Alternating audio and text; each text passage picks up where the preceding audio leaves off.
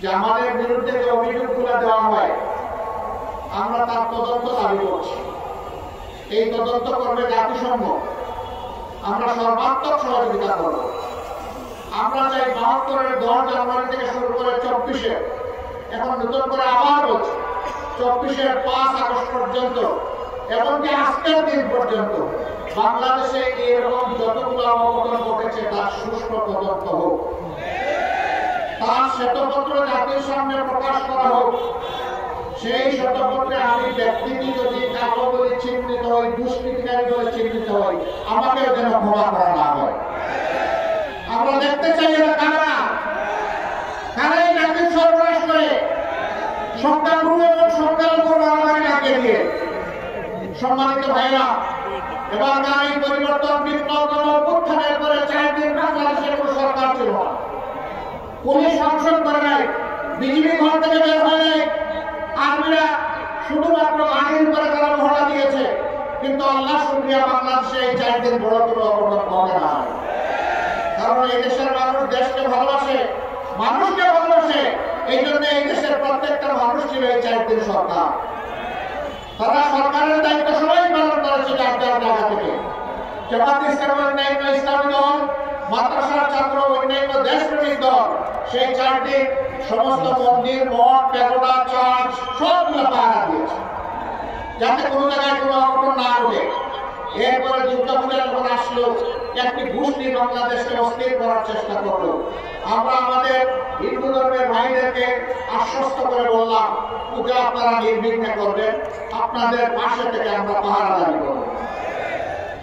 তারা তাদের পূজা করেছেন, আমরা নিরাপত্তা যতটুকু পারি তাদের পাশে থেকে করেছি।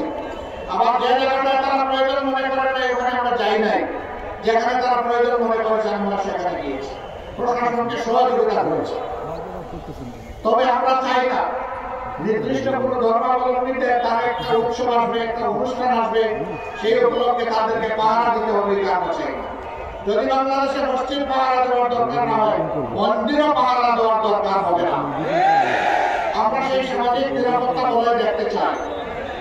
আমার সম্মানিত ভাইরা, মুক্তিযুদ্ধের পক্ষের বিপক্ষে অনেক আওয়াজ, গুঞ্জন, অনেক বিভক্তির কথা, অনেক বিষ ছড়ানোর কথা আমরা শুনেছি।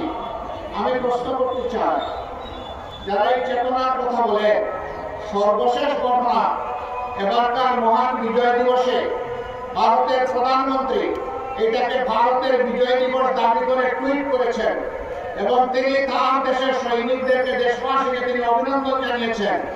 একটা শব্দ তিনি বাংলাদেশ নামে উচ্চারণ করেননি। আপনাদের চেতনা কোথায় ছিল? এই বিজয় কি বাংলাদেশের না ভারতের? আপনারা বলুন, এই বিজয় বাংলাদেশের না ভারতের?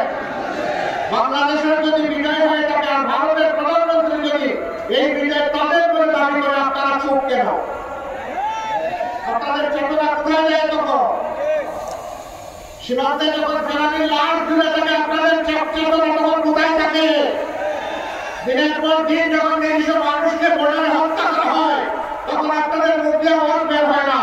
বরঞ্চ আপনাদের এক সময় পররাষ্ট্রমন্ত্রী বলেছিল, সীমান্তে যারা বাংলাদেশি মারা যায় তারা দুষ্কৃতি যাবে।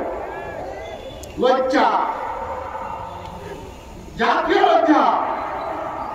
আপনারা এই দেশের মন্ত্রী হয়ে ভিন্ন দেশের গান গান, কারণ আপনাদের মাথা অন্য জায়গায় আপনারা বন্ধ করে দিয়েছেন।